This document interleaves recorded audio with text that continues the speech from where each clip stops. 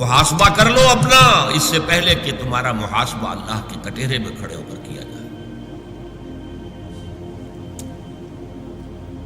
حدیث ہے جس پر اپنی بات ختم کر رہا ہوں، لن تزول قدم ابن آدم حتی یسأل عن خمس۔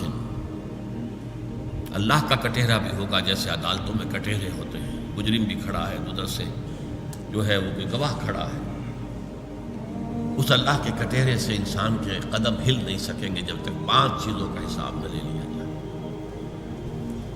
عن عمرہ فیما افناہ، میں نے تمہیں دنیا میں 70-80 سال دیے، کہاں گلائے، کہاں گوائے، کیا کیا؟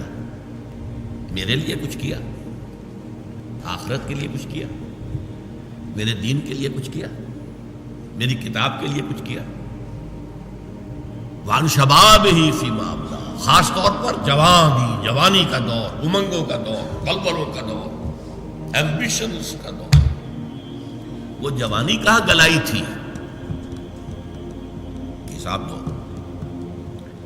وان مالہ من این اکتسبہ فیما انفقہ، 2 سوال زندگی، پہلے پوری زندگی پھر خاص جوانی، پھر 2 سوال مال، کہاں سے کمایا تھا، حلال سے یا حرام سے، کہاں خرچ کیا تھا، نیکی میں یا عیاشیوں میں، بدماشیوں میں، علل و تللوں میں، دولت کا اظہار، کوٹھی بقعہ نور بنی ہوئی ہے، بیٹی کی شادی ہے، جبکہ ملک میں بجلی کا بحران ہے۔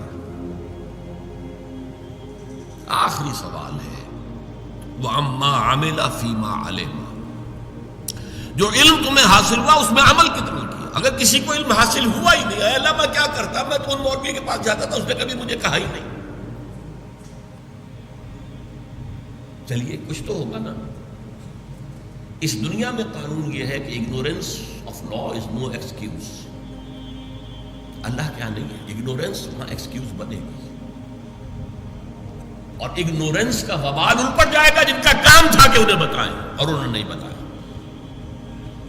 یہ ڈیبٹ کریڈٹ ہے اکاؤنٹنگ کی، جن کے ذمہ تھا بتانا اور نہیں بتایا وہ ذمہ دار ہوں۔